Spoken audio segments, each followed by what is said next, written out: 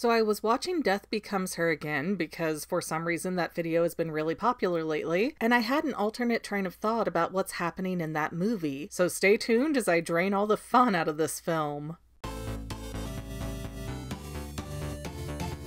Hey friends and family members, welcome back to the Fangirl. I'm McGann, and I'm about to make Death Becomes Her a little less fun. Although super quick side note, channel members, yay! Now in my last theory, I did do a brief synopsis for the movie, but that was a few years ago, so to cover some more of the basics for those of you who've never seen it, the characters of this movie are the actress Madeline Ashton and her friend from college, Helen Sharp. Helen is about to get married, so she's giving her fiancé, Ernest Menville, the Madeline test. See, these ladies are really frenemies before that was a word, and Madeline has a history of stealing Helen's boyfriends away. Why these two ladies don't just stop talking and leave each other alone, but it is really kind of boomery to be like, no, every person I've ever met has to be with me for life. So, I don't know. Now, Ernest is clearly charmed by Madeline, but he insists that Helen has nothing to worry about. Then cut to the wedding of Ernest and Madeline, with Helen twisting a rag until her hands bleed. Fast forward to 7 years later, and Helen looks like a wreck. She's living with a dozen cats, eating whole cans of frosting at a time, and obsessively watching movies where Madeline Ashton gets offed. For whatever reason, Helen can't pay her bills anymore, and she ends up evicted and in some kind of psych ward for at least 6 months, and she's still fixated on Madeline the entire time. Jump to another 7 years later, and now Madeline and Ernest are very unhappily married, but they get invited to Helen's book release party, where it turns out Helen has gotten hotter than ever. Meanwhile, Madeline has been feeling her age, so she ends up spiraling with insecurities until the owner of a spa called Chagall's tells her about this woman named Lisile who can solve all of her problems for a price. Well, Lisile has a pink potion that's basically the fountain of youth. So Madeline takes it, ends up getting unalived, comes back to life, then offs Helen, who turns out to have also taken the potion way back in 1985. And ultimately, the two women have to make peace with one another and take care of each other for 37 years as their youthful bodies are in a state of decay now. Because if you didn't piece it together, that fountain of youth meant eternal life along with it, whether you want it or not. So your head gets twisted backwards, you're still kicking. Giant hole blown through your torso? Oh, get up, you big baby. Although seriously, at one point in the movie, we see this party with all these other people who have taken the potion, and you're telling me that Helen and Madeline can't find anybody else who can help them? I'm sorry, honey, toxicity lasts forever and those two are really bad for each other. But Death Becomes Her as a whole has a lot of unanswered questions, especially revolving around Lisile and how the magic potion works. I mean, it's one thing to keep you young. It's another thing to keep you alive forever while your body is breaking down. What is Lisile doing here? Trying to cheat souls from death? I mean, what is the gain here? However, Helen's book really calls out to me. So let's look at this setup. Helen loses guy number 3 to Madeline, and she's so distraught she never recovers. And instead of moving on with someone else, because now Mad is married and really can't steal the next boyfriend as easily, Helen just sits around getting unhealthy levels of obese and collects cats until her landlord has the police bust down her apartment door. And hey, I'm not one of those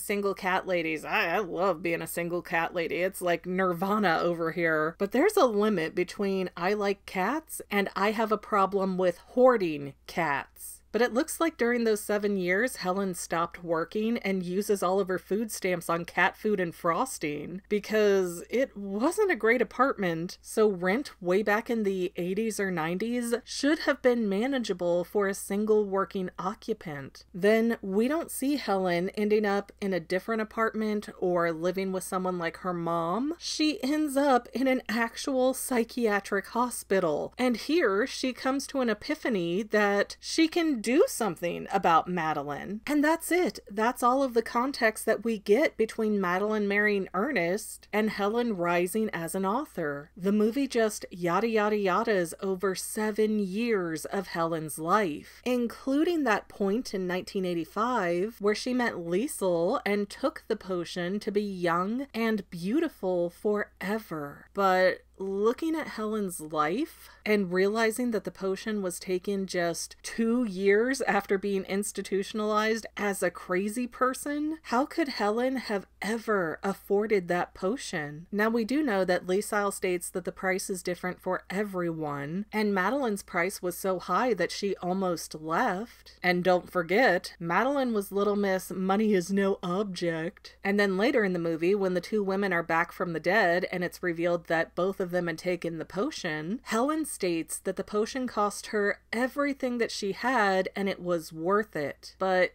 Helen had basically nothing. Even if Helen had worked for those 2 years, it wouldn't be comparable to the amount of cash that Madeline had at her disposal, which means that Helen got a major discount on the Fountain of Youth for reasons?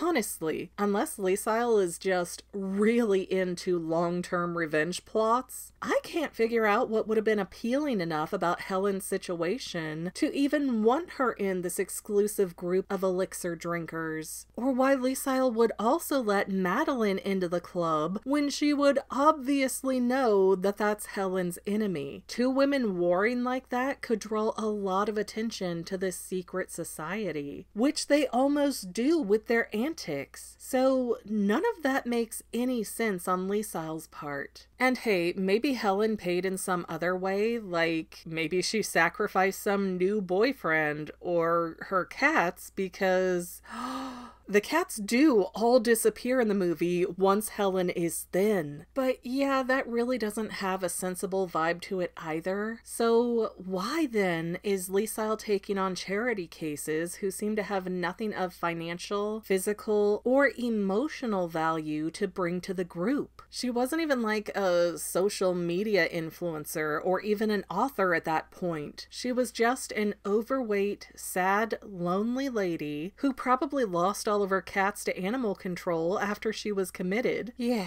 I like that scenario better than feline murder, felinetricide. And just another time out to say, I am not trying to body shame anybody by saying this, but clearly in 1992, the clothes didn't fit you, you fit the clothes, so showing somebody as being overweight and obsessive was not a positive thing to do. You're supposed to draw the conclusion that, oh, Helen's life is sad. Also, the movie never mentions that Helen is a writer until she releases her book, Forever Young at age 50, and it all started to click. What if there is no potion or zombieism or comeuppance for Madeline? What if Helen never drank a potion that made her feel sexy? What if the entire movie after the psych ward is just Helen's only path to revenge and closure by writing this story about a world that she controlled? A world where she didn't age, where the man who left her suddenly wanted her more than Madeline, where Madeline could be killed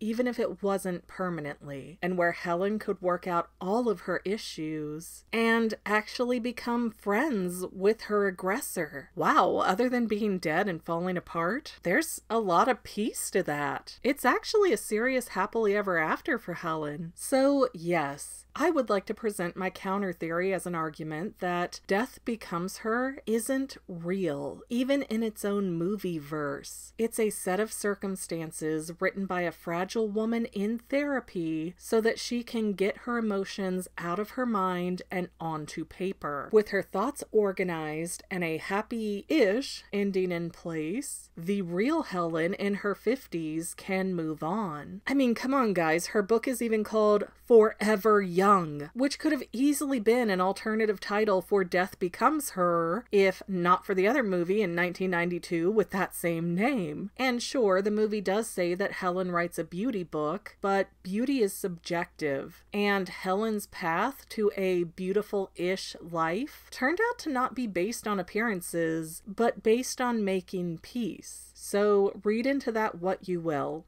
It might not be reality, but theories are more fun. Oh, this almost hurts to film right before my 40th birthday. I need some elixir. And to any of my members here on YouTube, a huge bottom of my heart thank you for all of your help and support. If you would like to become a paid channel member, there is a link in the description below. Thanks again, guys. Love you. Well, family members, we're almost done, but I want to invite you to hang out with me in some other places. I'm on Twitter and Instagram as my own personal self, and I have a Facebook page too, but I mostly just post photos over there. And sometimes people say, "Hey McGann, I want to mail you something. How do I do that?" Easy. Just click the About tab on my channel page, and my most current P.O. Box info will be right there. I also run another channel, The Family. It's really a hodgepodge channel where we might post anything. Oh yeah, and I also sell shirts and stickers and stuff with the Family and the Fangirl logos. If that is your cup of tea, I have a link in every description of every video. Finally, if you want to help out the Fangirl channel and make sure I'm putting out video essays for years to come, the best way you can help is by subscribing and watching more of my videos, whether they're new, old, whatever. Maybe even share one or two on social media, help spread the word. People who watch to the end of videos, like you, helps to tell the site, hey, this is a good video, we should recommend it to other people. So if you made it this far, leave me a comment of something like, hey, I made it to the end. Love ya. See you next time, family members. Bye.